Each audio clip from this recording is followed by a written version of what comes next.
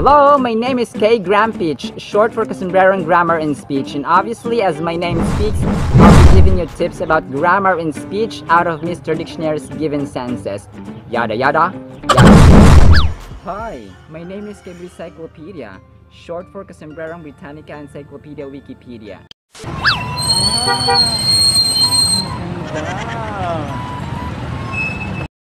Toto's really enjoying the city. I prefer this small barangay here. Our vocabulary term is expunge. Expunge. Ay nako, nasa syudad lang nakalimutan ng big box. Si Toto talaga, Mr. Dictionary. Ang expunge mga sombreros ay verb. Ito po ang pagtanggal or pag-remove mo ng pangalan, ng memory, ng listahan sa alaala mo. Huwag mo na siyang alalahanin. Kalimutan mo na siya. Parang yung ex mo, kalimutan mo na. Tanggalin mo na sa isipan mo. Ang mga possible synonyms natin dito ay erase, remove, banish, abolish, demolish, etc. At pag ginamit naman sa sentence ay leave it at Mr. Dictionary.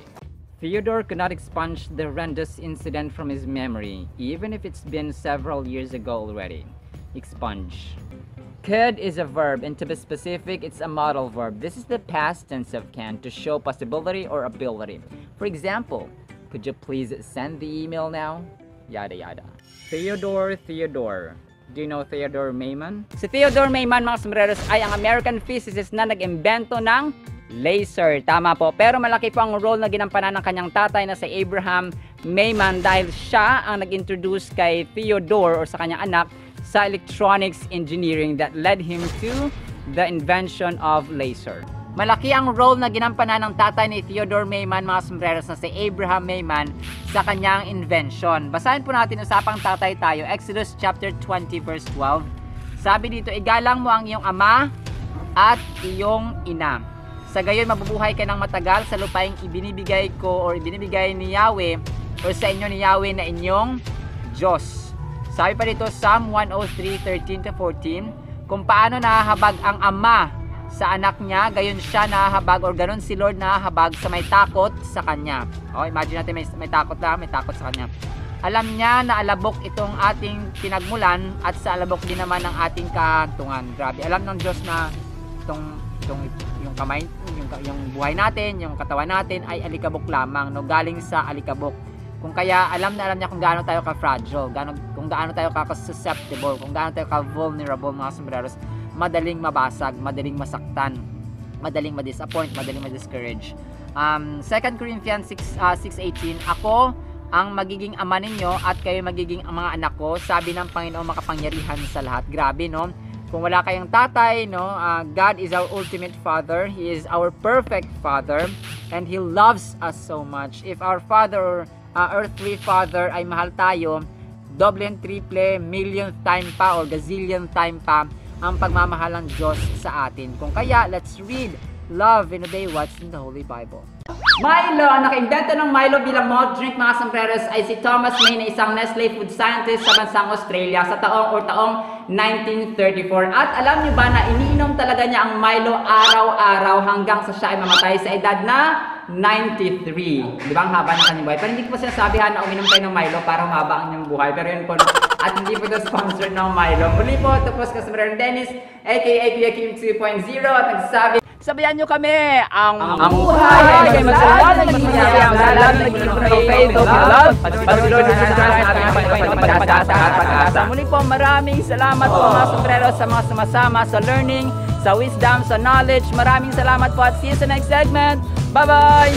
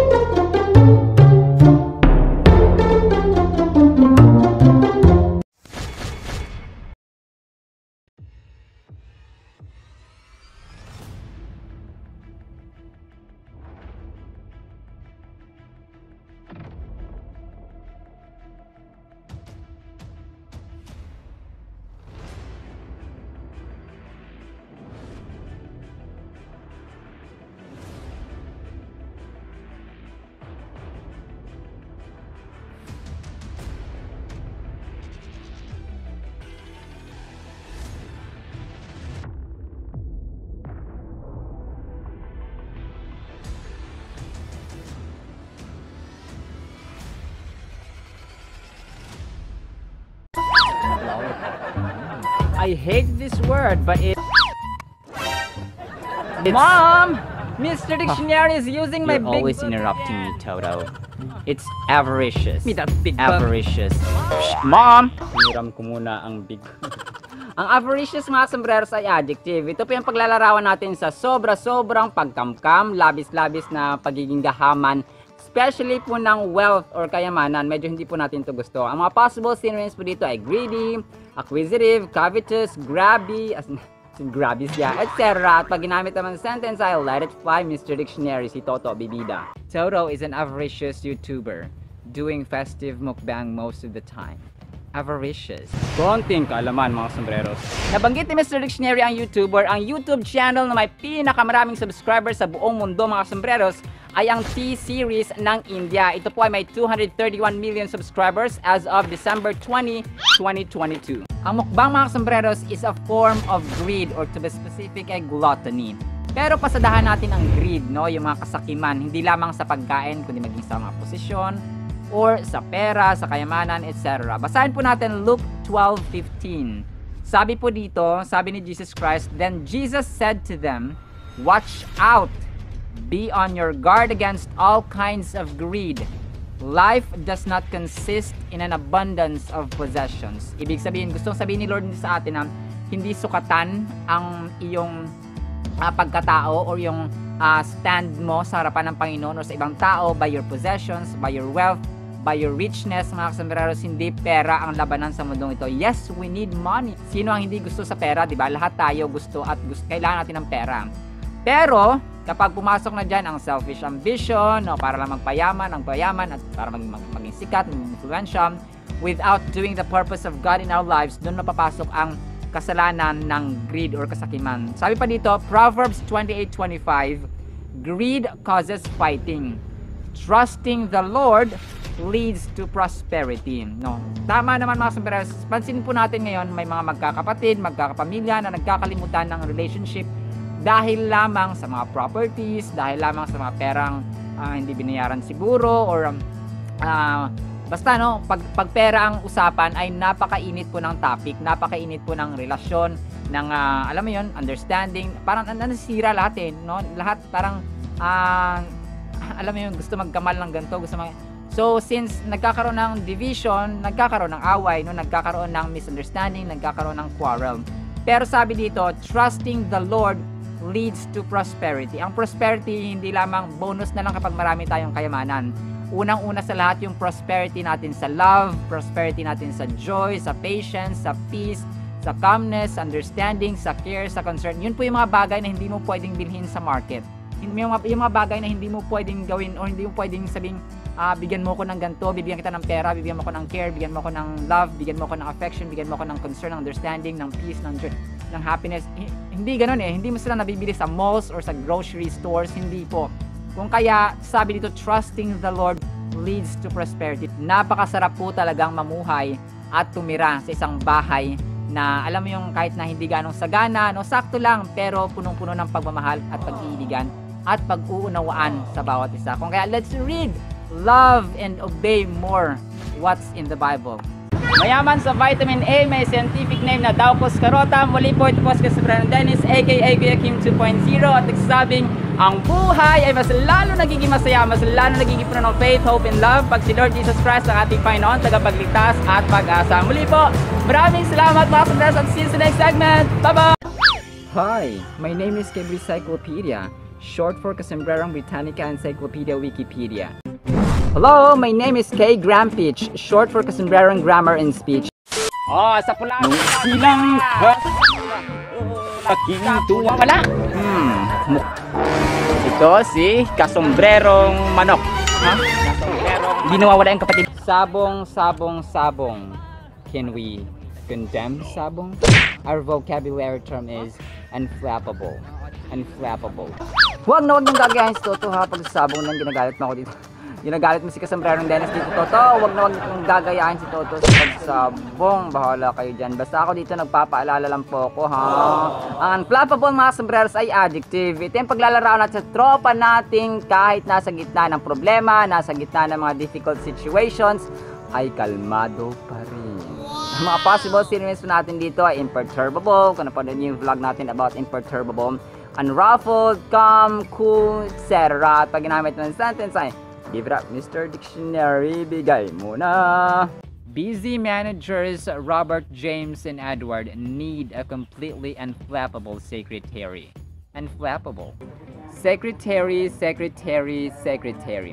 Notice that the third syllable is pronounced as te, te. Secretary. It's not ta, it's te, it's secretary. Just like missionary, visionary, dictionary, vocabulary, yada yada. Robert, James, and Edward. Do you know Robert, James, and Edward Mead Johnson? Na Robert James at Edward Mead Johnson, mga sombreros, ay ang magkakapatid na founders ng Johnson & Johnson. At tayo po, pulbo lang ang katapat natin, ha? Ganun mga filter dyan. Ako, mahilig wag pulbo dyan. Si Toto, no, sa mga lahat ng characters natin, si Toto po ang mahilig sa pulbo dito. O mahilig, at kailangan niya talaga ng pulbo. Ang unflappable, mga sombreros, ay pagiging kalmado. Dapat tayo po ay kalmado lang. No, relax lang, mga sombreros. 1 Peter 5:6-7, humble yourselves therefore under the mighty hand of God, so that at the proper time He may exalt you, casting all your anxieties on Him because He cares for you. Matthew 11:28-30, come to me, kay Jesus Christ, no? All who labor and are heavy laden, and I will give you rest. Take my yoke upon you and lean from me, for I am gentle and lowly in heart, and you will find rest for your souls. For my yoke is easy and my burden is light. Philippians 4:6-7, do not be anxious about anything, but in everything, by prayer and supplication with thanksgiving, let your requests be made known to God. Prayer, mga sombreros. And the peace of God, which surpasses all understanding, will guard your hearts and your minds in Christ Jesus. No, napakahalaga po talaga ng prayer, mga sombreros. Kasi dito natin nasasabi kay Lord yung anong kailangan natin, ano yung pinagpapasalamat natin, no? Sabi dito kasi thanksgiving, dapat to supplication with thanksgiving, dapat may pasasalamat ang ating panalangin. Hindi pwedeng puro hingi lang tayo ng hingi, okay? Dapat ang prayer po natin ay may kalakip at dapat at always na may pasasalamat bago tayo humingi. Alright, so let's read, love, and obey what's in the Holy Bible. Itlog, mga sombreros, ang egg white, mga sombreros, or ang puting bahagi ng itlog, mga sombreros, ay may 90% water at saka 10% tama ang protein. Habang ang egg yolk naman, or ang kulay dilaw, ito po yung sagana sa protein, mga sombreros, at meron pong tubig. Meron din mga minerals kaya ng vitamins A, D, phosphorus, calcium, at saka riboflavin. Pero yun nga, no, pag nasobrahan ka ng itlog, advisable 2 eggs per day, mga sombreros. Pero pag high blood ka, nako, hindi po ito advisable sa mga, hindi masyadong advisable siya pero huwag masyadong marami. Kasi lahat naman talaga ng sobra ay nakakasama. Ayan, nag-advise na tayo dito. Ito po ang inyong hamak na lingkod, Kasombrerong Dennis, at sa paghatid ng kaalaman at tawa ay kasama ko sina Cable Cyclopedia o Kasombrerong Britannica Encyclopedia Wikipedia, si Mr. Dictionary, si K. Graham Pitch or Kasombrerong Grammar in Speech, at sa tawa, syempre, si Toto, ang pinakakwela sa lahat na nagsasabing, sabayan nyo kami, ang buhay ay masaya, naging masaya, lalo naging faith of love, pag-Lord Jesus Christ, ating pagpapagpagpasa at pag-asa. Muli po, maraming salamat po mga sombrero sa mga sumasama sa learning, sa wisdom, sa knowledge. Maraming salamat po at see you sa next segment. Bye-bye!